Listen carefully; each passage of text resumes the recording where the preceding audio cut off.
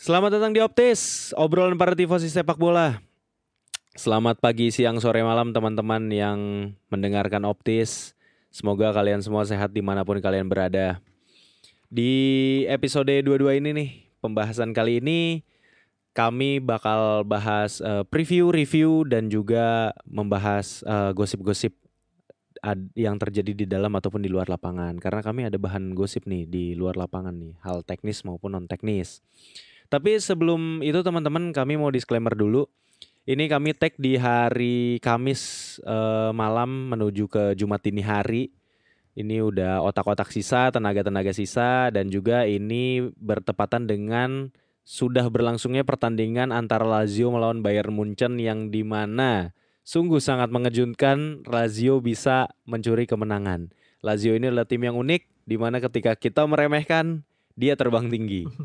Nah, terus disclaimer yang kedua teman-teman itu adalah pembahasan ini mungkin nggak akan terlalu yang deep banget gitu ya. Jadi ini kita ngobrol santai-santai aja karena ini juga sebagai sarana kami melepaskan penat dan juga stress relief gitu ya. Dan semoga teman-teman yang ngedengerin juga mendapatkan manfaat itu. Jadi stresnya teman-teman juga bisa relief gitu. Kecuali teman-teman timnya amin. Kecuali teman-teman timnya kalah gitu ya. Kecuali teman-teman hater saya. Nah, kecuali gitu. teman-teman hater saya Rangga karena Rangga ini teman-teman ya, mungkin kalau teman-teman nggak dengerin atau nonton Pinsport, di Rangga ini tuh di Pinsport tuh bener-bener ini lagi banyak diserang ini. Lagi jadi mus-mas Emang sebenarnya jadi musuh masyarakat. Nah tapi ini buat teman-teman yang dengerin Optis kita kasih tahu sedikit ya di balik layarnya. Sebenarnya emang itu teman-teman apa? Rangga tuh sengaja-sengaja aja gitu. Emang seneng aja dia memancing keributan. Nah, saya kan perwakilan dari kaum intelek. Iya bener. Nah kalau Aldi kebalikannya. Kalau Aldi itu kan kalau di Pinsport dia itu ngasih pernyataan-pernyataan yang aman-aman banget ya Rang ya. Di people's people's champion dia, people's lover. Di people champion, people lover. Nah kalau di Optis ini dia akan mengeluarkan pernyataan yang kontroversial nih teman-teman. Misalnya ya pernyataan kontroversial yang bakal dikeluarkan Aldi tuh. Bahwa pemilu 2024 ini terjadi banyak kecurangan gitu misalnya. Nah gitu tuh ntar dia bakal bahas banyak yang kayak gitu-gitu tuh. Tapi dalam konteks sepak bola maksudnya teman-teman ya. Tentunya bukan dalam konteks politik karena kita di sini tidak ada yang cukup capable untuk membahas politik karena kita tidak ada yang terlibat dalam politik aktif dalam artian kita yang kita komoditas aja, komoditas. BTW kemarin gue nyoblos Alfiansa Komeng, Dapil Jabar. Oh iya lu enak banget, enak banget tuh udah Komeng. Gue cuma ada Silviana Murni sama Happy Jarot, cuma ada dua itu. Gue Silviana Murni, siapa Happy Jarot sama ini ada lah pokoknya saya punya pilihan lah kalau DPD. Sama yang mirip itu loh, yang mukanya mirip kayak si siapa namanya, yang bukan DDRP siapa sih temannya Coach Justin. Pange ada mukanya mirip Pange nomor 2 ya. Oh iya. Ada. Itu Dapil Jabar. Iya. Bukan Jakarta. DPD. Mukanya mirip buat Pange anjir. Gue kira Pange. Kalau di Jabar sih tapi sorry. Kalau di Jabar sih gue ada Komeng, ada Jihan Fahira. Nah, satu lagi yang agak bikin tadi gue agak bingung nih, Komeng sama satu orang ini. Komeng kan? Iya, gue akhirnya Komeng. Cuman satu orang ini menarik juga, yaitu Irwan Bola. Karena ada bolanya pengen gue coblos tadinya. Karena unsur-unsur bola. Si paling bola. Si paling bola ya. Dia tuh bekas orang PSSI bukan sih? Gue gak tahu. Kayak kenapa harus ada konteks bola sih di belakang namanya? Enggak, Irwan Bola ini nama asli nggak tapi ya kalau Irwan Bola mungkin nama alias kali kayak beda misalkan sih. Once Mekel atau Uya Kuya gitu. Iya. Ini kalau gua googling yang keluar agak tua orangnya di. Ya emang. Iya benar. Enggak deh, Rangga mah masih Jakarta dia. Gue tadi pengen nanya, iya lu masih Jakarta. Oke, Jakarta kan ibu kota Rang ya. Nah ini gue mau bahas review Roma lawan Inter nih, tim ibu kota juga nih kebetulan. Bridgingnya cocok banget. Ini apa tuh? Ini gue berharap tuh Aldi bakal ini nih. Bukan berharap ya teman-teman. Aldi akan ngeluarin pernyataan kontroversial di sini. Nah, cuman mungkin sebelum ke Aldi gue ke Rangga dulu nih. Rang, Roma lawan Inter ini pertandingan yang menarik ya. Kita setuju bahwa ini bukan pertandingan sampah seperti pertandingan Inter melawan Juventus ya. Setidaknya karena mereka berusaha. Roma bermain untuk menang. Iya benar. Roma bermain untuk menang, Roma berusaha gitu ya. Dan Dan kita juga nontonnya sebagai penonton baik pengamat ataupun penonton netral itu menikmati banget ya pertandingannya ya. Iya. Jadi emang sangat-sangat inilah bisa dinikmati karena kedua tim saling nyerang, taktikalnya juga berasa banget di situ gitu ya. Inter sabar menunggu dan akhirnya mendapatkan peluang dari skema crossing dan juga counter attack di gol terakhirnya yang akhirnya Bastoni berhasil menciptakan gol pertamanya di Serie A gitu. Kalau lu lihat Rang, faktor ini deh, gue mungkin nanyanya lebih ke gini. Faktor yang membuat Roma akhirnya bisa kalah lawan Inter tuh apa? Faktor terbesar ya? Mungkin singkat aja Rang. Gitu. Cuaca lah.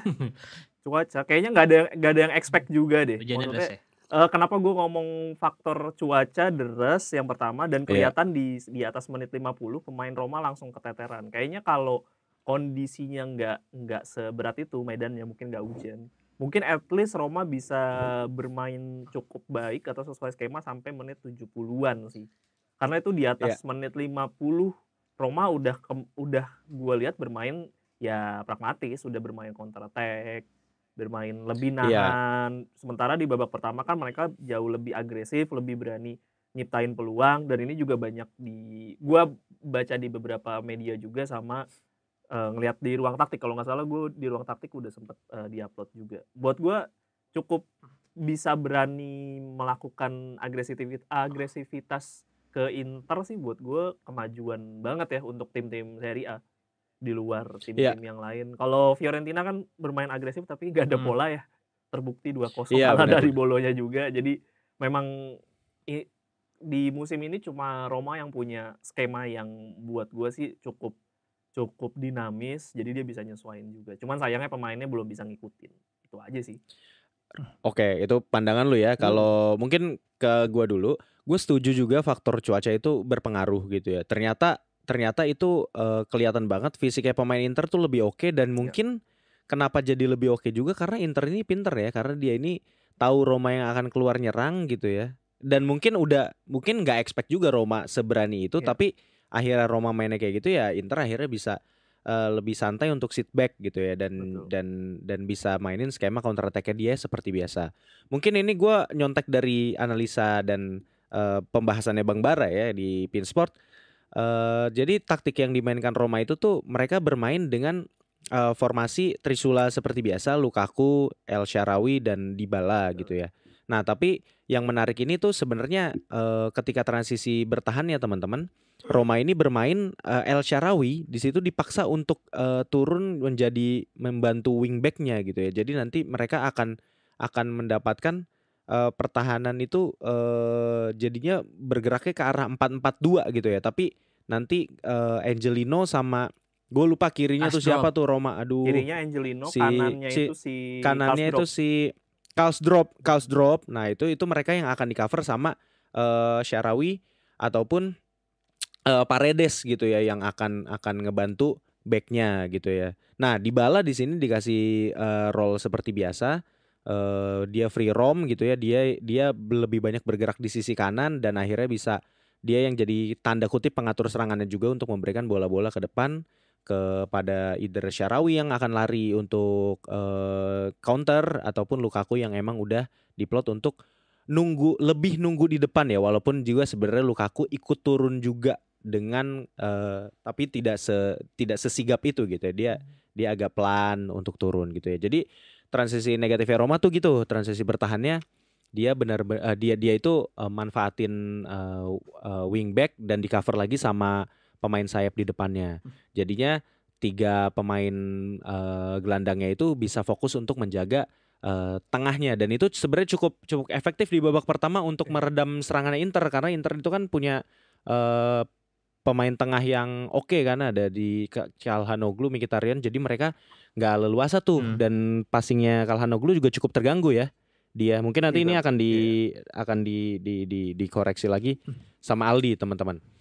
Nah, tapi dari sisi Internya sendiri gitu, kalau gua ngelihat Inter ini cukup main sabar di babak pertama, mereka cukup kaget, tapi di babak kedua mereka bisa lebih tenang lagi, mendapatkan angin permainan seperti mereka biasanya lagi. Dan yang gue sorotin di sini adalah mereka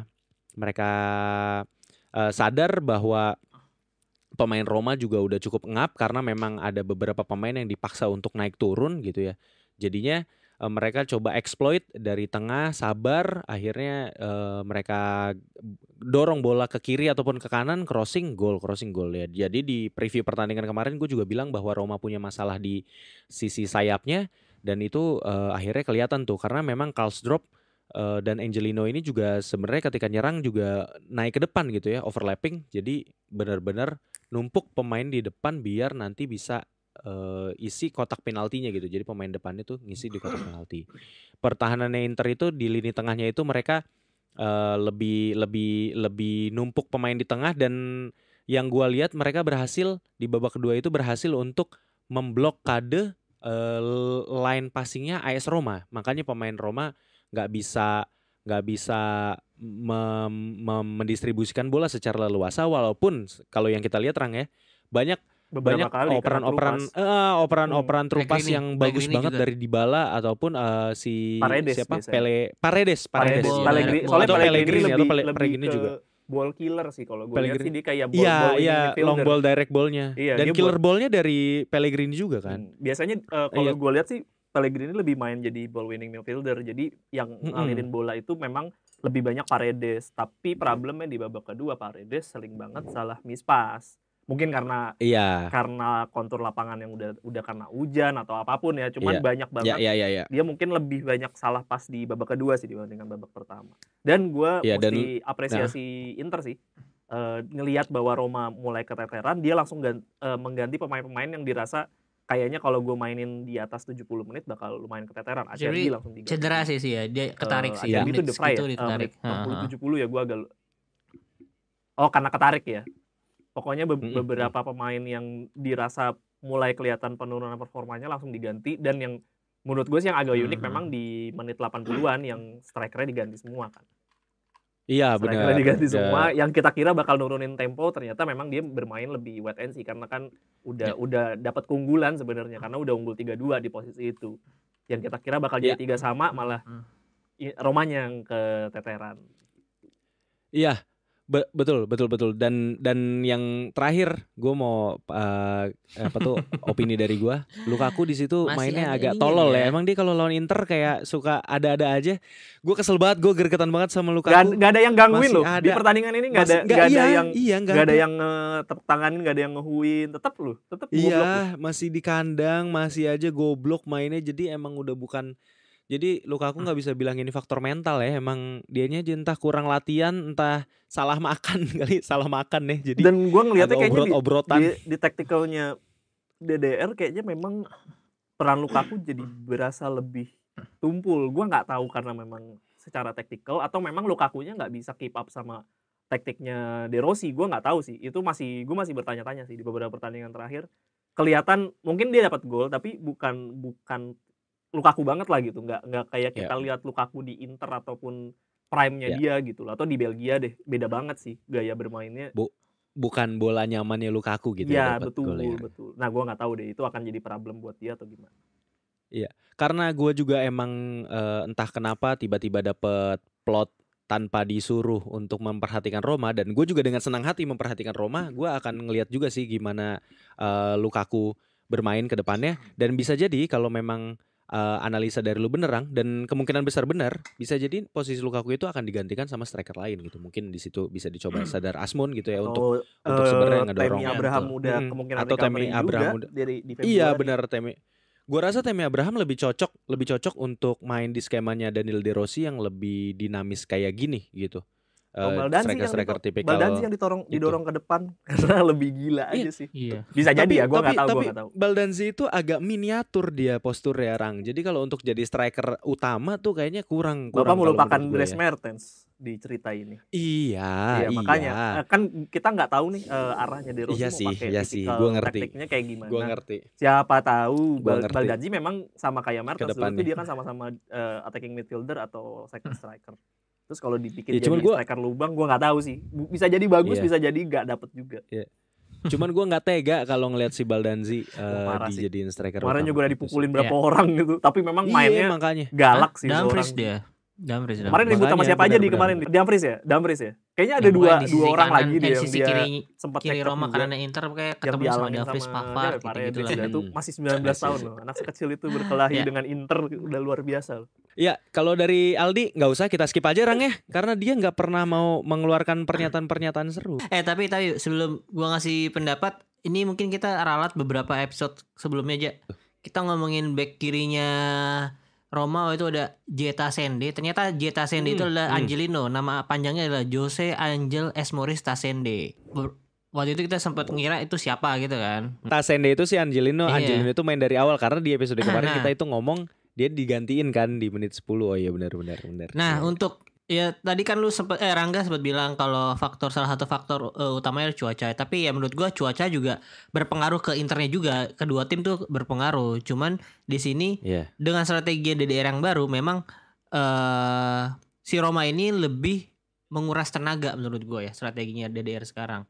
Lebih fluid, lebih dinamis, jadi menguras tenaga banget. Dan gue lihat di menit 60-an ke atas pemain-pemain Roma tuh udah ya sedikit ya hampir kecapean banget lah. Dan yang gue ini justru si Dybala bisa main sampai 86 menit. Jadi menurut gue ya faktor utamanya fitnessnya mereka. Dan kalau misalnya mereka udah bisa terbiasa dengan strategi DDR ini beberapa bulan ke depan, ya gue rasa bukan jadi masalah lagi untuk mereka untuk Roma gitu untuk bermain seperti itu. Karena ya di babak pertama faktanya ya mereka bisa unggul 2-1 gitu dengan bermain seperti itu. Ya despite walaupun golnya itu satu dari counter attack, satu dari set piece ya.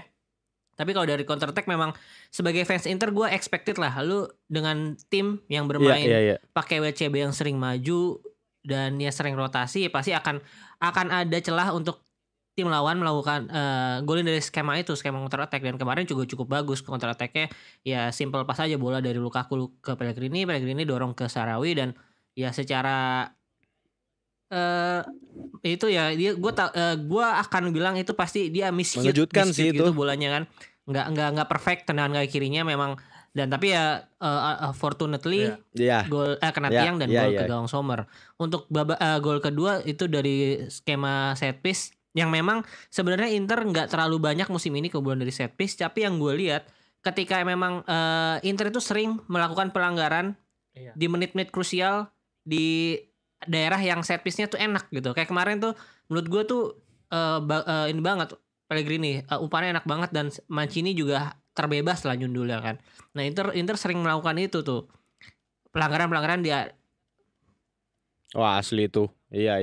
Jadi ya mungkin kalau gue sempat bilang kan ini dalam saat ini mungkin keresahan gue tentang Inter agak sedikit berkurang karena Internya lagi dalam tren yang bagus, selalu main bagus ya. Mungkin kalau gue cari-cari sedikit emang keresahan gue tuh saat ini ya itulah Inter kadang melakukan pelanggaran di daerah luar kotak penalti yang dimana menitnya juga menit-menit krusial gitu. Cukup sering lah ya, untungnya belum sering kebobolan dari skema itu di musim ini. Tapi gua ya seharusnya dijadikan apa ya, kedepannya ya udah ada contohnya nih dari korban dari Roma gitu, jangan sampai melakukan itu lagi. Nah kalau dari kenapa? Ya. Dan semoga lawan Atletico nggak ada kayak gitu ya. Semoga itu jadi sorotan juga ketika lawan Atletico begitu. Karena Simeone pasti mainnya udah biasa main kayak gitu juga dan juga pasti dia memperhatikan gitu loh dari pertandingan Inter. Iya tadi gitu ya kalau tadi lu bilang juga gitu kalau tadi apa yang mau lu tambahin, sorry kepotong. Menurut gua agak tidak bukan tidak leluasa ya, maksudnya nggak senyaman ketika lawan Juve kemarin ya, seperti gue bilang di episode preview kemarin. Iya, karena diganggu banget. Karena kalau lawan Juve itu dikasih ruang, terserah kan. Iya, Juve ini nunggu banget. Juve goblok. Karena Allegri kan pelatih mahal goblok. Dia tuh kayak yang di kantor yang jadi CEO terus tapi enggak bisa apa-apa. Iya, di sini kenalan dari bos aja. Iya, di sini kemarin ada Cristante, gitu. Ada Paredes yang gitu, emang tipikalnya ball winning midfielder juga, dan ya Pellegrini juga bisa ball winning dan bisa nyalurin bola juga. Itu kelebihannya Roma lah. Sebenarnya di lini tengah mereka itu bagus dari awal, kita sering nyebutin ya, ada Aouar juga, ada Renato Sanchez juga kalau misalnya dia nggak ada kelas sama Mourinho gitu. Jadi sebenarnya lini tengah Roma tuh sebenarnya bukan jadi hal yang minus gitu. Iya. Apalagi dengan strategi DDR ini yang Bove bener. Terus ya dengan strategi DDR kan Bove. dinamis dan fluid ya. Gua harap sih dengan Iya. skema Bove itu rotasinya bagus bisa loh. berjalan dengan baik nih kan. Iya. Harus bermain all Iya, out benar. dan ya udah nanti di menit 75 kalau udah capek udah diganti gitulah. Jadi menurut gua ini Roma prospeknya beberapa bulan ke depan pasti Iya. Dan akan meningkat terus nih dan bisa jadi salah satu tim yang bakal ke UCL musim depan menurut gua.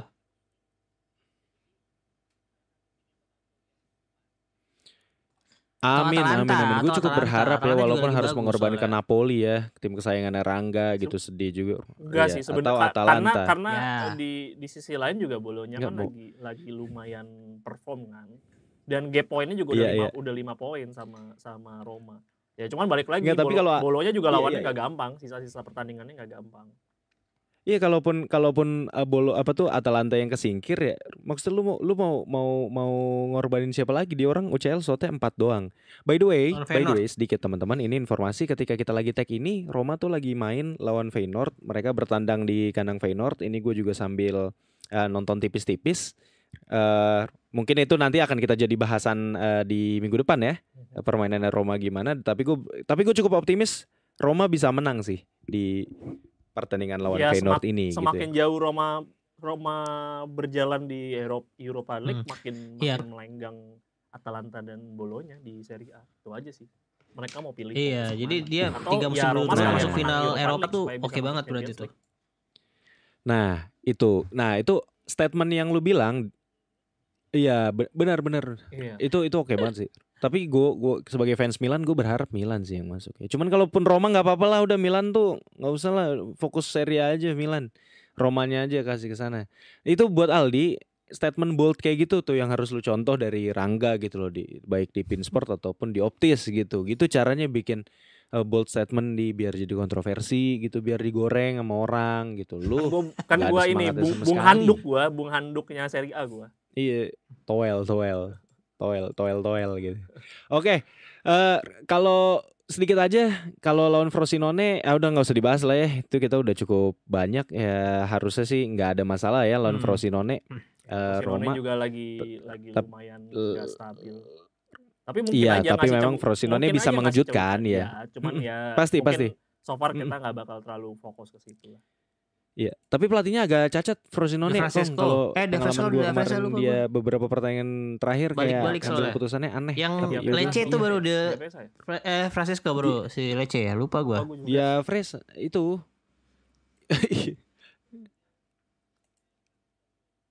Bentar. Ya, gak apa-apa, udah nggak usah. Aduh, iya nggak usah. Nggak usah kelamaan. Iya nanti bisa kita googling ya. Gue lupa pelatih di Francesco kan. Betul. Ini jangan terbalik-balik. Namanya mirip-mirip sama Lecce kan pelatihnya. Bukan, karena di Francesco tuh muter-muter. Dia pelatih muter-muter juga. Oh, pelatih muter. Verona, Sassuolo, Roma. Lupa dia ngelatih mana aja. Roma. Pelatih muter-muter. Karena di Verona juga pernah, Cagliari pernah, muter-muter. Sampdoria pernah, Sassuolo, Roma, Lecce. Iya, benar. Jadi kayak ya di situ-situ aja sebenarnya. Iya, kayak Filippo Inzaghi cuman gagal mulu gitu ya. Nah, oke, gue ke pertandingan selanjutnya, review dan previewnya itu Juventus lawan Udinese. Juventus kalah lagi 2 pertandingan berturut-turut, lawan Inter 0-1, lawan Udinese 0-1. Dan Juventus merasakan the taste of their own medicine gitu ya. Seri. 3 pertandingan tanpa kemenangan berarti. Iya. Enggak dong, kan 2. Satu lagi lu sumpahin gitu maksudnya. Enggak, 3 pertandingan seri kan? Seri. Oh iya. Maaf. Iya benar, tapi gue rasa mungkin gue aja yang jelasin sedikit ya Rangnya soal Juve itu unfortunate lawan Udinese. Sebenarnya secara taktikal jalan teman-teman ya, kalau di mata kita bertiga nih ya, gue biar cepat aja. Ada gol yang dianulir juga. Sebenarnya permainan itu berjalan, tapi memang ya ini bad day out at the office aja menurut gua gitu ya. Dan si Okoye kipernya Udinese juga bermain cukup apik di sana, dan Udinese bermain cukup rapet ya lawan Juve. Dan Juve akhirnya juga kebingungan sendiri gua rasa, karena merasakan ini kayak mereka ketemu mereka ketemu kaca gitu loh. Jadi akhirnya mereka ngelihat diri mereka sendiri mainnya gimana, ya udah Merekanya yang akhirnya taste their own medicine gitu. Tapi kalau gua lihat Juve ngelawan Juve ke depannya itu bakalan ngelawan ini kan, bakalan ngelawan mana Juventus ini? Kok hilang? Juventus Oh, Juventus lawan Verona, sorry, lawan lawan dirinya Hellas sendiri. Verona. Juventus lawan Hellas Verona itu ya Simeone. harusnya ini jadi momen bounce back buat Juventus, nggak akan kesulitan juga. Davide Hellas Faraoni ke Verona Fiorentina. kehilangan Cyril Ngonge ke Napoli, kehilangan si Doik. eh, Terracciano. Faraoni ke Fiorentina dan juga si ini siapa? Backnya itu ke AC Milan. Terracciano Jesper ke Doik AC juga Milan. pindah. Jesper Doik juga pindah. Jadi ini tim yang dipretelin lah ya. Kalau Gila. Juventus masih gagal untuk menang, ini berarti kita harus panggil saksi ahli alias Bang Anjar ya dari Sinyora Podcast. Ini tolong dijelaskan gitu apa yang salah dengan timnya. Tapi tadi siang, Rang, gue ada ngobrol sama Bang Anjar, gue juga nanya gitu Juventus. Gue senggol-senggol dikit ya, Juventus gimana nih? Kata dia, nggak apa-apa kok. Juventus kalah lagi. Emang targetnya Juventus kan cuma 4 besar gitu. Dia sarkas kepada pelatihnya sendiri sebenarnya, yang mematikan semangat fans dan anak-anak muda di Juventus yang harusnya maksudnya kesempatan untuk Scudetto itu ada tapi dipatahkan dengan enggak, target kita 4 besar kok. Enggak taunya takutnya dia kelempar dari 4 besar karena kalah sama Roma dan Atalanta gitu takutnya. Ya, Kalau kayak- ditargetinnya Ya kayak bisa gitu jadi, kan. bisa jadi. Jadi Dan ketakutan. kalau lo dengar berita gua kayaknya baca di La Gazette ada salah satu fansnya Juve yang nyewa billboard di New York. Iya, Di New York dia bikin iklan untuk Allegri out. Dan Iya, bener. backgroundnya hitam, jadi kayak cuma tulisannya kalau lo mau Juventus maju sih ya Allegri out. Ya Allegri out ya, benar. Dan kalau lo tahu itu kan fresh tuh berita. nyewa billboard di sana kan gak murah ya sebenarnya, dan itu kan gede banget. Itu lumayan Iya, gede. bener. Ya harusnya sih biasanya kalau yang mesen itu kan cuma bisa Erigo kan. Iya. Maksudnya bener. ada cuan nih, kalau itu bener-bener kayak fans Atau udah Rans. iya, fans udah depresi sih sebenarnya, kayak udah gue udah nggak ada platform, gue ngomong di platform manapun udah nggak didengerin, udahlah gue taruh aja di billboard, siapa tahu ada yang lihat, ada yang nge-repost, dan jadi lumayan rame sih kemarin gue lihat Dan di media, rame. Iya benar, tadi juga siang gue siang lihat di Instagram itu. Iya, untung lu mention itu. Iya benar. Nah, Aldi kan nggak tahu nih. Biarin aja deh, dia ketinggalan berita. Ya, kalau gue soalnya berita di gue soalnya justru kalau Napoli gue tinggal buka akun yang Napoli doang. Kalau di gue biasanya yang keluar tuh Milan, Juve, Inter, ya pokoknya yang lain-lain malah yang di gue, karena gue biasanya suka searchnya malah di luar Napoli. Kalau Napoli gue pakai alter aja lah. Jadi beritanya biar nggak bias, biar enak. Ngerti. Tapi ngomong-ngomong soal itu, kayaknya gue juga harus harus menelan ludah gue sendiri untuk bikin TikTok deh. Tapi akun TikTok gue bikin ini ya, bener-bener bersih gitu. Jadi gue follow akun-akun bola, kayaknya lumayan tuh. Bisa juga. Karena ramai banget kan berita di sana. Gimana Di? Gue mungkin nanya lu ke sebagai anak TikTok, sih, apakah berita-berita bola di TikTok ini cukup mudah didapat dan cukup lebih legit? Ke makanan gue mah nggak ngurusin bola.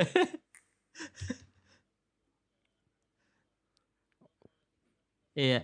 Ronaldo ini ya. Ronaldo nikahin ini ya. Dan Reels gue ada satu cewek Arab ya. Akun yang beritanya yang aneh-aneh gitu ya. Tapi ya pokoknya aneh tapi seru. Apa Di? Lu tahu nggak Forgettable Moments? Jadi cuman momen-momen gak jelas doang, momen-momen orang passing apa? Oh, tahu. Iya tahu. Pokoknya dia kayak muterin wheels kan. Dia kadang ada yang kayak cuma passing gak jelas, atau ada juga di gue satu lagi yang lagi rame itu. Kayak memorable, bukan memorable goals di Premier League. Jadi dia bakal kayak wheel of spin gitu. Jadi dia nge-spin tahun berapa, terus pertandingan keberapa, game week berapa, pertandingan keberapa di game week itu, terus golnya yang keberapa. Ya kita bikin lah. Kadang ada aja gitu gol Wigan Athletic gitu. Nah, cuman yang Serie A gue belum nemu.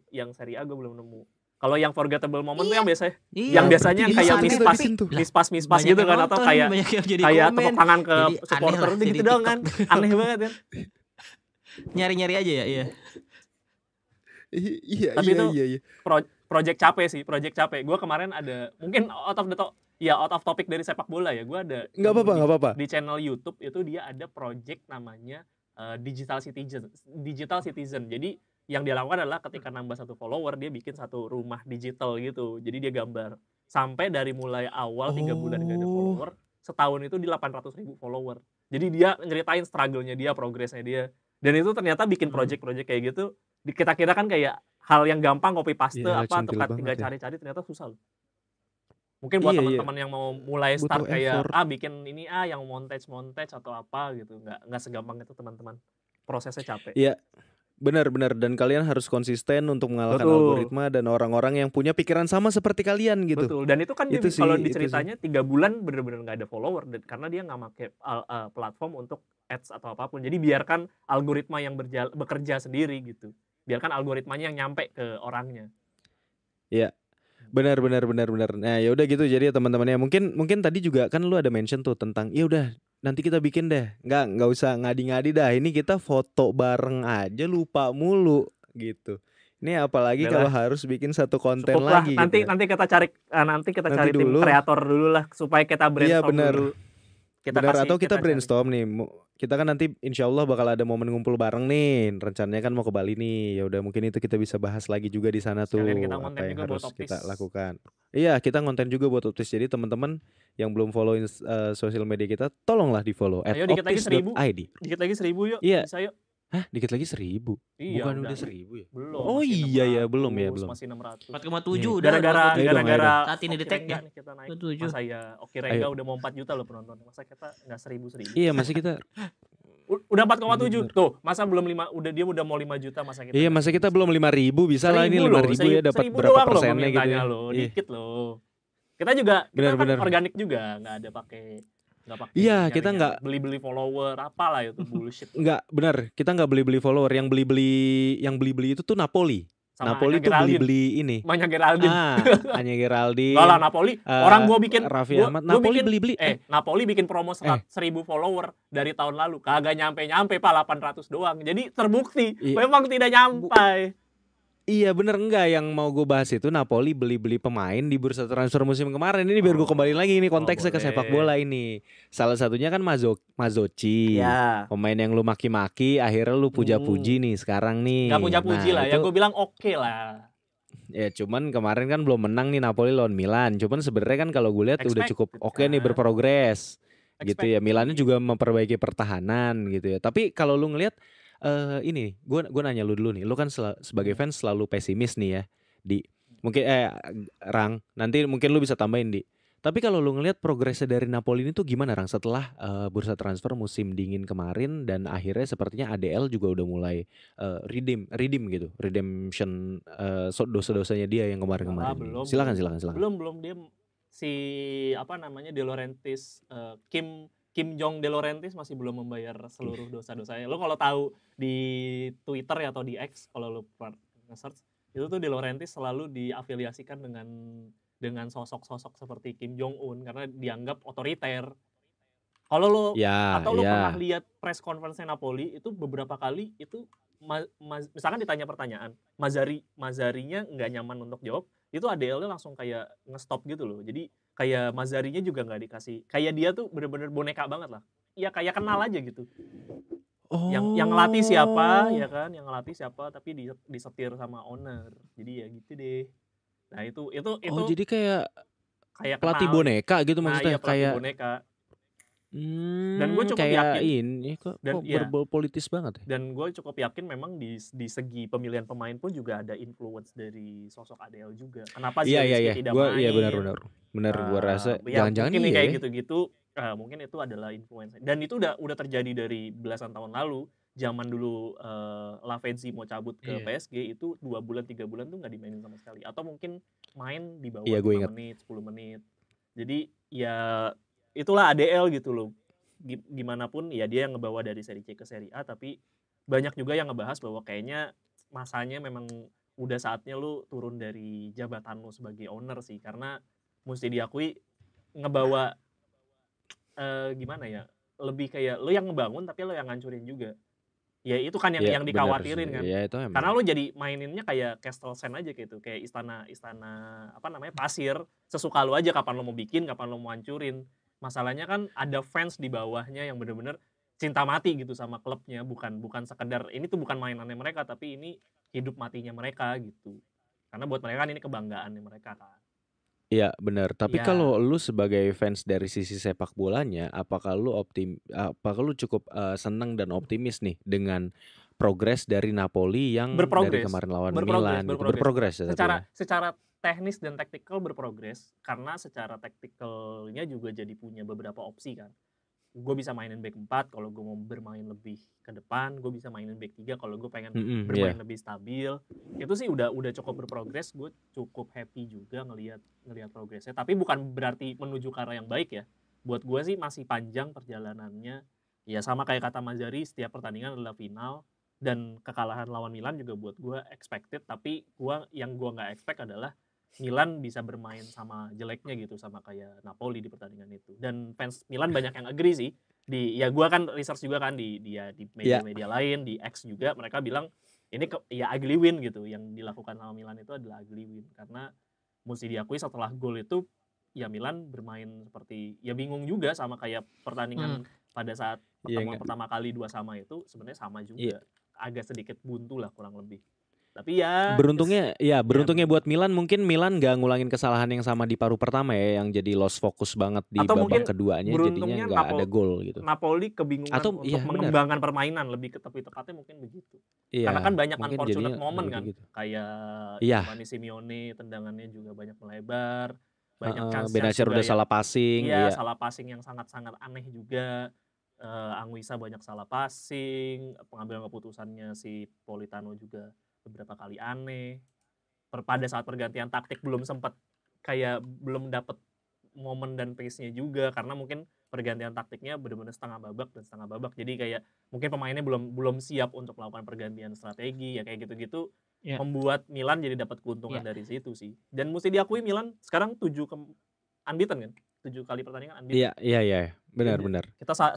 Kita saking sibuknya sama Inter dan Juve, 1 poin doang ya. Kita lupa bahwa 1 poin sama Juve sudah mendekati mereka berdua dan sudah 7 kali unbeaten. Iya, cuman nggak usah tapi ini. menurut gua sebenarnya 1 poin. Benar. Nggak agak banget sih kemarin Milan. Cuman nggak kalah bagus aja sama jersey terbarunya mereka juga gitu.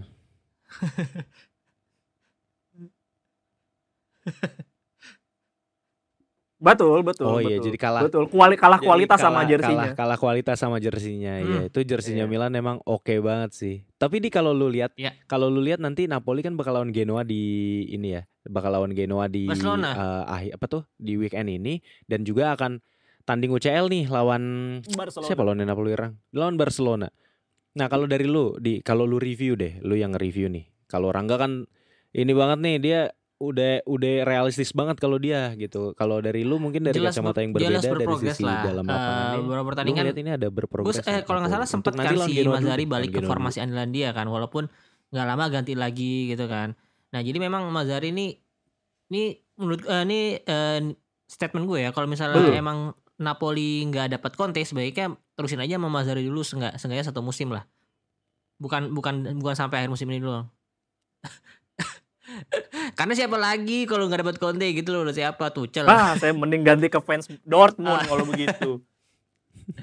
Tapi maksudnya lu harus dari nol lagi. Tapi sekalian gue mah. Kalau nggak juga sih. Tapi emang ada waktu lah kalau misalnya dari awal musim lah. Tapi ya udah, kalau menurut gue sih dengan beberapa skema yang dicoba Mazzari beberapa pertandingan ini memang ada peningkatan, cuman hasilnya memang belum selalu bagus ya. Kemarin menang sekali doang ya. 2 kali apa menang sekali sih, gue lupa. 2 kali seingat gue soalnya. Iya.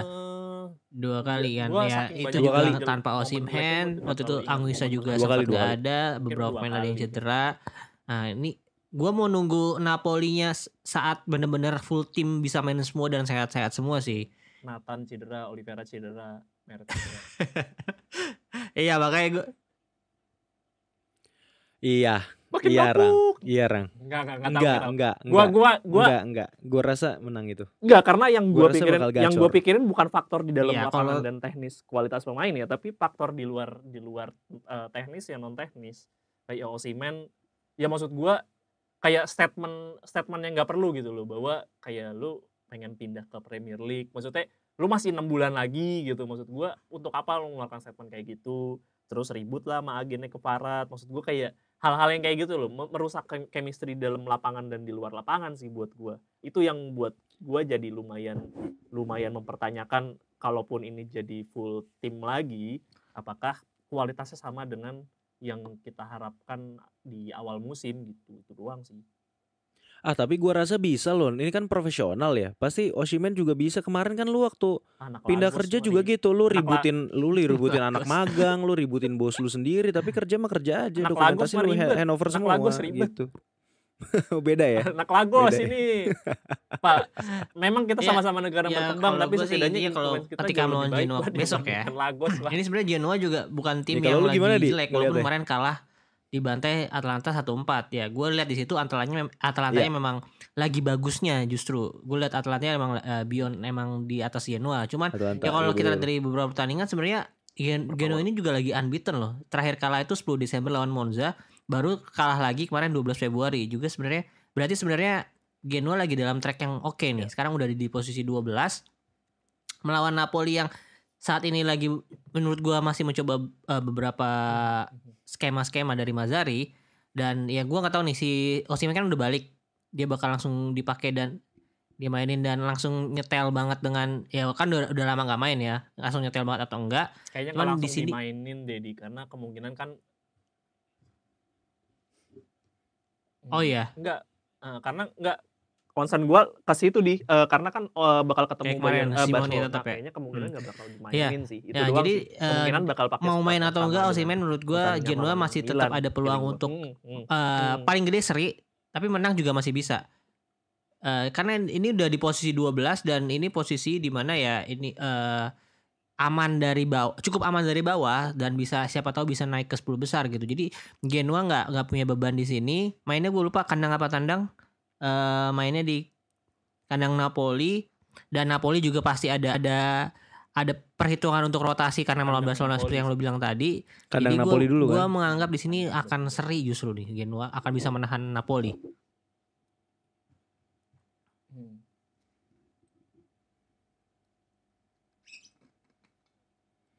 Oh, oke, analisa yang menarik dan make sense ya. Tapi gue rasa UCL-nya nggak akan dilepas ya. Dan gue berharap Napoli nggak ada niatan untuk ngelepas UCL sama sekali karena mau ngapain lagi apa? Nggak ada yang perlu dilepas sama Napoli saat ini justru. Targetnya menang Kalau bisa UCL. semuanya harus digenggam. Targetnya Nah, itu. menang UCL. Udah gila. Nah, tadi. target tuh harus kayak gitu kan, namanya target kan harus lebih tinggi dan kalau bisa agak-agak nggak bisa di-achieve gitu orang. Biasanya kan Sawan itu namanya kalau dia iya enggak. Kalau mungkin teman-teman di sini ada yang kerja di marketing atau sales, biasanya kan target gitu tuh. Kan ampun-ampunan ya, gitu. tapi tetap dalam batas yang wajar lah. Iya, cuman kan kalau misalnya ternyata achieve itu kan jadinya lebih ini lebih Ya, nggak diduga-duga. Target tuh quarter final, semifinal itu aja udah berat buat Napoli ya kan? Iya. Belum pernah lagi tapi semifinal. Iya sih, tapi menurut gue ya kalau emang anginnya lagi datang dan emang rezekinya ada di Napoli yang bukan nggak mungkin gitu. Dan apa tuh namanya? Ya mungkin untuk tim-tim lain juga berlaku yang sama ya. Tapi kalau khusus untuk Napoli ya gue rasa keberuntungan berpihak di Napoli ya bisa aja tiba-tiba dia sampai semifinal. Nah, ngomong-ngomong soal keberuntungan, ini sebenarnya ada pemain yang bukan pemainnya yang beruntung sebenarnya. Mungkin teman-teman yang punya pemain ini di Serie A Fantasi. Nah, ini lagi panen banget, sayur banget. Gokil. Ricardo Orsolini 2 game 4 gol. Aldi, silakan. Ya, ini Lu Orsolini sebagai pakar seperti yang Fantasi gua Premier bilang League kita. di episode Fantasi kemarin ya. Premier. Ini salah satu Serie A Fantasi pemain kita. Sorry. bolonya yang harus kalian punya ya. Orsolini Karena loh ini. sejauh ini selain ketika Zirkzee lagi nggak works, Orsolini dan si Ferguson sering jadi jawabannya ya. Dan ini terbukti Orsolini bisa cetak 4 gol tadi, 2 gol yang lawan Sassuolo juga itu keren dua-duanya. Satunya ada yang first time Sassuolo apa yang itu ya, kebalik gua. Sassuolo benar, Fiorentina kan kemarin ya. Itu yang first time ke kaki kiri, itu placingnya ke pojok kanan, kiper keren banget yang sering kita sebut juga sebagai lightnya Berardi. Bahkan menurut gue ini kalau misalnya dia konsisten di musim ini dan musim depan bakal bisa melampaui walaupun sekarang umurnya udah 23 apa 25 ya, gue lupa deh. Kalau Berardi kan udah late 20-an ya. Ini 20. Jadi mungkin masih ada harapan untuk bisa ngelewatin itu ya, karena Berardi kan nggak berani main di luar Sassuolo ya. 25. Ini Orsolini iya, tapi dia Interisti, dia masih agak bingung soalnya mau ke Juve apa enggak nih. Dia pengen ke Juve banget cuy. Nah, Terus lu mau nanyain tentang apanya? Tentang Bolognanya ini? Iya. Apa Orsolininya? Ya, jadi bingung lah ya.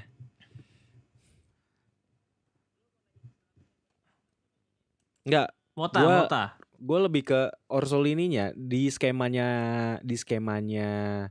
siapa pelatih Genoa, Thiago Motta. Di skemanya Thiago Motta, kenapa Orsolini ini jadi pemain yang one to watch juga di samping Zirkzee. Ferguson. Di samping Zirkzee gimana? Dan Iya, ada satu lagi iya, kan kalau nggak salah, siapa lah ya satu lagi ya? Ya kalau menurut Pemain gua ini Ferguson. Zirkzee Oh, udah si jadi Ferguson seperti itu, magnet si juga Ferguson jadinya itu, sekarang iya, sekarang selain menurut gua. mereka itu. Iya, Gimana kalau lu di saat Zirkzee dapat perhatian banyak dari taktikal? iya, di saat Zirkzee udah dapat iya. perhatian dari banyak back lawan Iya, jadi gitu. dia Kemarin kan kayak Fiorentina Yildiz ya, apalagi kayak dia Yildiz ya main kalau di yang Juve ya. seperti kita bilang cukup barbar. Ya pemain-pemain kayak Ferguson, Orsolini dan bahkan Saelemaekers kemarin juga cukup bagus mainnya. Harusnya bisa jadi opsi kedua atau ketiganya gitu. Dan kemarin ketika gue lawan Fiorentina gue nggak nonton karena baru kemarin banget kan, gue juga belum sempet analisanya. Cuman lawan Sassuolo sih dia selain ngacak-ngacak dia juga second ball atau second choice-nya bolanya tuh kayaknya memang udah diplot sama Mota. Kalau nggak bisa lewat Zirkzee lewat sayap kanan si Orsolini. Dia juga kadang-kadang gantian sama siapa ya, gue lupa deh. Entah itu sama Fabian atau sama Ndoye ya. Orsolini. Pokoknya ya kalau misalnya dia lagi kalau dia lagi nggak perform ya dia juga karena di musim ini tuh kadang-kadang perform banget atau nggak perform banget, karena kita tahu kan kemarin dia waktu lawan 4 gol. Tapi setelah itu kadang-kadang hilang dulu, terus muncul lagi. Iya. Iya, Saelemaekers kanan kiri bisa sih. Iya, tapi dia juga posisinya bisa digantiin nama Saelemaekers juga kalau nggak salah di posisi itu. Iya, benar. Ada banyak opsinya sih, ada Karlstrom ya, Killstrom yang nomor 10 Iya. itu. Tapi kayaknya juga lagi cedera sih. Odegaard baru datang Iya, tuh mantan si main Inter juga. Jasper Carlson. Nah, Jasper iya, Carlson. Fabian kan di gelandang. Iya, jadi menurut gua ini Zirkzee yang kita tahu lagi bersinar musim ini, mungkin banyak tim yang udah aware sama dia dan udah menyiapkan strategi untuk mematikan dia. Nah, justru dengan strategi itu membuat dua winger mereka lebih aktif dan lebih mengancam sih, itu sih menurut gua.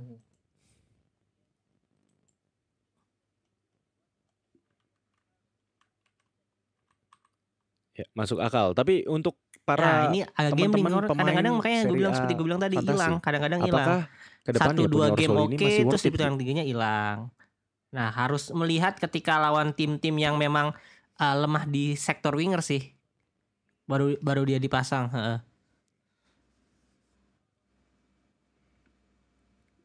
Oke. Oh iya, baru dia dipasang ya. Tapi kalau untuk lu punya si Orsolini ini masih oke lah ya. Mungkin bisa lu cadangin dulu atau apa gitu ya. Jadi atau lu beli lagi ketika emang ketemu lawan yang naik. Sekarang lagi 7,8 ini juta kalau nggak salah. di bawah dia kualitasnya. Tapi kalau untuk lu beli lagi ya janganlah. Kadang-kadang kan harganya naik ya kalau dia mainnya udah bagus apa segala macam, harganya naik. Mending cadangan, mending kalau Iya. mau taruh gitu cadangan. Mending lu cadangin. Iya. Rang, kalau misalnya gue mau masuk lagi nih, ini kan udah kita bahas tuh tadi cukup lengkap ya review. Nah, gue mau masuk ke preview nih pertandingan. Mungkin singkat aja. Kalau untuk yang paling dekat dulu nih Serie A dan nanti UCL ya. Serie A di weekend ini selain tim yang udah kita sebutin tadi ada Roma, Napoli, Milan dan Inter dan Juve juga tadi ya. Game yang one to watch nih ada di mana? Atalanta Sassuolo kah? Apakah akan menyajikan pertandingan seru gitu? Atalanta Sassuolo ya. Gua mungkin ya, tapi gue ngeliatnya juga Sassuolo masih lagi terseok-seok gak sih di beberapa pertandingan terakhir. Juga masih menunggu Sarri, betul lagi. Justru Sarri ya. Lazio Bologna bakal jadi pembuktiannya Thiago Motta kembali dan pembuktiannya Sarri juga bahwa ya Sarri kan masih bisa dibilang kan masih yoyo banget nih, bahwa kadang kalau lagi perform ya perform, kalau lagi enggak ya benar-benar enggak banget gitu buat ditonton. Ya inilah pembuktiannya Sarri. Mungkin kemarin lawan Bayern Munchen, kita tag ini Bayern Munchen Lazio udah kelar, menang juga Lazio. Udah kelar. Ya mungkin bisa dibilang Lazio juga lagi dapat angin yang bagus karena Bayern Munchen juga lagi jelek banget, dan Dayot Upamecano itu si goblok itu juga ya gua nggak tahu lah apa dasarnya seorang Tuchel masang Upamecano Maguire itu. Maksudnya kan ada Iya. De Ligt, masih ada Eric Dyer. Kayak terakhir kan pertandingan yang lawan Leverkusen juga main pakai back 3 juga. Gua nggak Penalti tahu lah yang apa alasannya yang ini bikin itu si Upamecano. Upa ya. Ya Kartu juga merah kan dia. Tuchel mungkin ya. Jadi Mhm. ya kan itu golnya juga penalti kan. Biarpun ya penaltinya juga Iya. Upamecano betul ya, mungkin itu lagi angin bagus juga ya, tapi ya itulah menurut gue pembuktiannya Lazio juga di bawah Sarri, apakah bisa mengalahkan tim kuda hitam Bolonya atau enggak. Menurut gue sih yang mungkin Giornata kali ini yang lumayan bisa dibilang bukan big match lah ya, pertarungan papan atas ya Lazio Bolonya sih. Bologna. Oke, Ya, setuju sih. sisanya One to watch agak ya. timpang sih. Sisanya memang kalau dilihat agak lumayan Iya. jauh gap positionnya juga lumayan jauh. Betul. Ya. Di atas kertasnya itu Di atas ya. kertas, betul. Tapi kan jauh. sisanya Benar, biasanya yang makin kita remehin makin aneh kan pertandingannya. Iya, benar. Tapi menurut gua yang selain dari Lazio dan Bologna itu yang jadi one to watch juga tuh menurut gua sih bisa di Atalanta Sassuolo ya. Walaupun Sassuolo ini juga masih belum dapat hasil positif gitu ya, masih belum dapat hasil yang menang gitu ya, Rang ya. Tapi dari beberapa pertandingan, gue ngeliatnya nggak usah jauh-jauh deh, 2 pertandingan terakhir aja. 2 pertandingan terakhir ini Sassuolo tuh berhasil ngegolin loh. Jadi gue rasa sebenarnya untuk ngebobol gawang Atalanta tuh nggak masalah ya. Cuman mungkin 1 atau 2 gol bakal dapat gitu. Dan Sassuolo juga di bawah Dionisi kan masih memainkan sepak bola yang cukup terbuka dan menyerang ya. Jadi nggak yang bertahan banget gitu. Dan kita tahu Gasperini juga lagi anget-angetnya kembali dengan Atalanta gitu ya. Udah kembali lagi nih jurus-jurusnya dia. Kayaknya pemainnya udah mulai paham. Charles De Ketelaere juga ini udah on form lagi gitu ya. Dan dia benar-benar kayak bisa jadi ini penyesalan buat AC Milan sih ngelepas si Charles De Ketelaere. Bisa jadi ke arah sana. Atau gue mungkin nambahin ya Salernitana Inter, pertandingan antara posisi 1 dan posisi 20 di mana Salernitana juga ganti pelatih. Buat gue juga menarik untuk ditonton sih. Ini ada fakta menarik yang akan disampaikan oleh Aldi nih. Jadi ini segmen merangkum data, tapi data yang ada di luar lapangan. Silakan Aldi. Fabio Liverani laporannya ya, langsung. Fabio Liverani adalah apa yang menarik dari Inter yang ya cukup akrab lah dengan Simone Inzaghi sebagai pemain sepertinya ya, karena mereka cukup bermain banyak, ada di 112 match mereka dalam skuad yang sama, main bersama di lapangan sebanyak 58 match. Dan yang menarik, terakhir itu sebelum melatih Salernitana dia ngelatih Cagliari. Nah sebelum Cagliari dia ngelatih Parma di Serie A. Jadi dia balik lagi akhirnya ke Serie A setelah 2 tahun, berarti di terakhir tuh 2020-2021 musimnya. Ketika menangani Parma, dia hanya bertahan selama 16 giornata. Di mana di giornata 16 dia kalah menghadapi Gianpiero Gasperini lawan Atalanta, kalah 3-0. Setelah itu dia dipecat. Seharusnya di giornata 17 Atalanta, si Liverani akan menghadapi Simone Inzaghi yang masih melatih Lazio nih. Nah, BTW Simone Inzaghi dengan Liverani belum pernah ketemu sama sekali sebagai pelatih ya. Belum ada head to headnya. Nah, sayang sekali di musim itu dia gagal untuk dapetin pertandingan pertamanya. Nah, tapi namanya jodoh nggak kemana. Ternyata ketika balik ke Serie A lagi nih menangani Salernitana, lawan pertamanya nih langsung Inzaghi nih. Jadi ya seperti apa ya, dongeng-dongeng atau memang udah ditakdirkan bertemu, tapi harus lewat jalur yang agak berlika-liku nih sepertinya si Liverani dengan Inzaghi. Ketemu ya. Gila. Gokil. Jadi jadi itu teman-teman data dan fakta yang ditemukan oleh tim pencari fakta kami ya. Itu Bapak Rinaldi. Menarik banget, maksudnya lucu gitu ya ketika Aldi nemu fakta ini dan diceritain ke kami. Itu tuh kayak iya ya, kayak cerita dongeng sebenarnya ya. Jadi ya itulah kenapa kita tidak nggak mungkin kita tuh tidak merasa romantis dengan sepak bola gitu ya. Kalau udah ngelihat hal-hal kayak gini. Ini this is the real beauty of football, beauty of Serie A. Jadi Inter lawan Salernitana ini juga Iya, bisa jadi pertandingan yang one to watch buat teman-teman. walaupun Karena secara ada G poin pertemuan udah yang terlampau jauh ya. ditakdirkan Sekarang Salernitana antara 13 poin, Inter Liverani dengan itu Simone 60 poin. Inzaghi. Jadi bedanya 47 poin. Kalaupun Salernitana menang di 14 pertandingan sisa, yaitu 14 kali 3, poinnya 42 ditambah 13 belum nyampe 60 juga sih sebenarnya.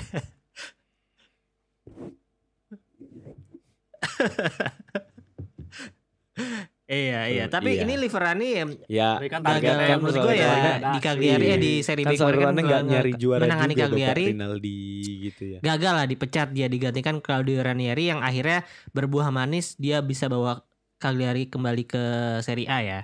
Nah kalau dari rekornya 20 pertandingan 6 menang 7 kali kalah 7 kali seri, bukan rekor yang baik. Ya, Kebobolan betul. juga 26, golin 24. Jadi gua sebenarnya nggak belum menganalisa permainan si Liverani secara mendalam ya. Cuman ketika ketemu Inter terakhir itu Liverani ketemu Inter waktu ngelawan Parma di musim Ya, yang itu sama waktu itu gue bilang nanti Rangga aja itu skornya kalau gig 2 seri B sama, gitu.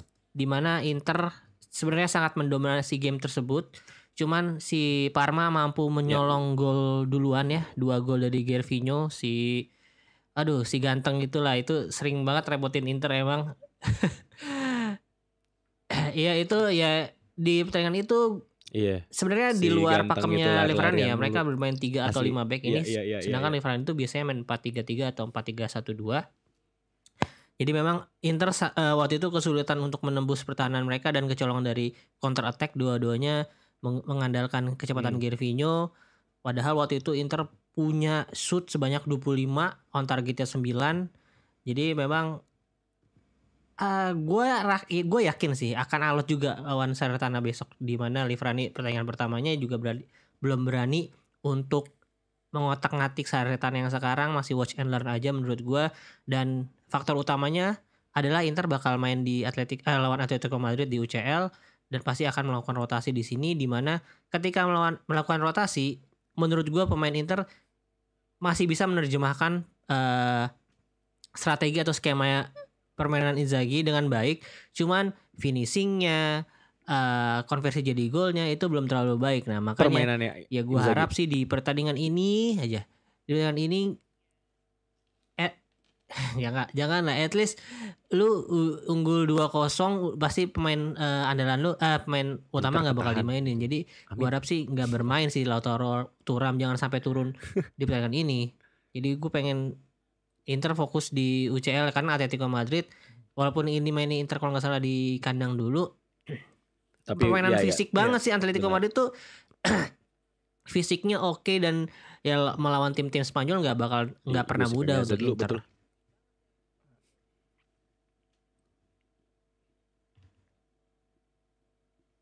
Ya betul. Iya benar, dan dari beberapa tahun terakhir Inter itu cuma mendapatkan 1 kemenangan kalau nggak salah ya. Iya. Itu lawan Barcelona. Iya, itu lawan Barcelona Sociedad. Ya di UCL beberapa musim lalu. Di musim ini kan lawan siapa timnya si Takefusa Kubo tuh. Real Sociedad kan seri 2 kali ya. Jadi ya itulah, semoga Inter nggak dapat kutukan lawan Atletico Madrid. Iya. Mungkin dan itu aja untuk episode kali ini ya, Rang ya. Mungkin saya tahu. Oh iya, silakan. Sorry.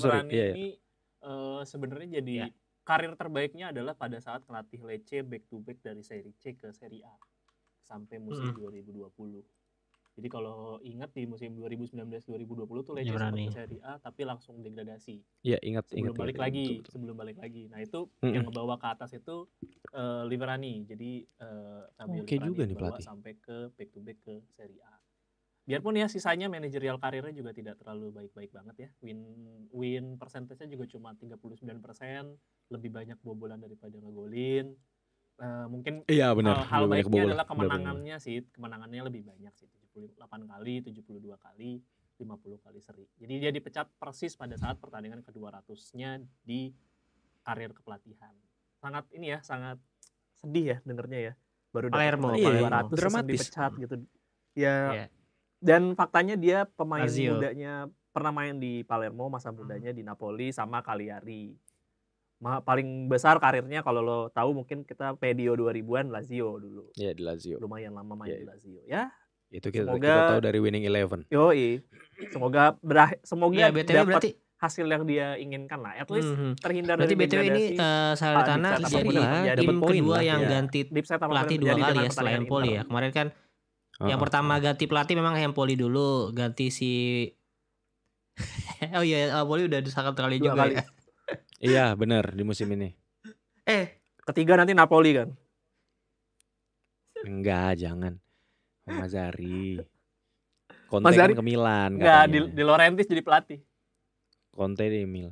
Kayaknya Rang kalau lu jadi orang kayak di Aurelio Di Laurentiis gitu ya, kalau lu punya klub bola, kayaknya lu bakal kayak gitu deh. Lu jadiin klub bola lu tuh football manager in real life lu gitu. Jadi lu Ya. nitip-nitip pemain, nyuruh-nyuruh mainin ini Beda gitu.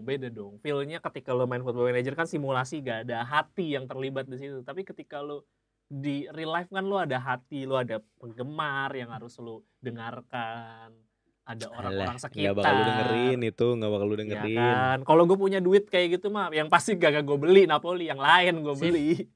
Ngapain amat lo yang Ya. begitu.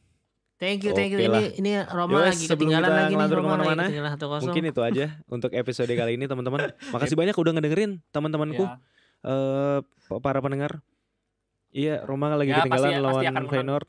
Kita doakan Roma Iya, pasti menang. iya, amin. Semoga Roma menang.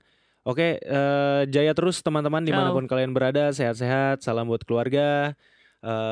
Terima kasih sudah mendengarkan. Kami pamit. Ciao.